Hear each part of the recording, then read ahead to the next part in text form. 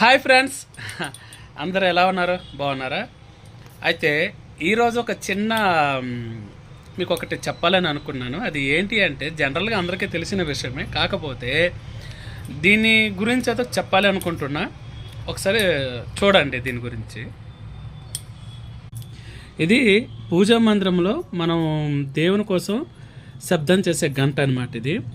అయితే జనరల్గా మన ఇంట్లో ఊర్లో కానీ ఎక్కడైనా సరే నందీశ్వరుడు ఉన్నది మాత్రమే ఉంటుంది కదా. అయితే కొంతమంది నోట్లో నేను విన్నది ఏంటంటే జంగాలు మాత్రమే నంది ఉన్నది వాళ్ళు శబ్దం చేస్తారు, మనం చేయకూడదు అనేసరికి మేము ఆన్లైన్లో చెక్ చేసి ఇదిగో గరుడది ఉన్నది మేము తీసుకున్నామన్నమాట.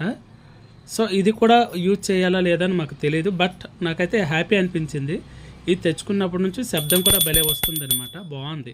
నచ్చితే లైక్ చేయండి, కామెంట్ చేయండి.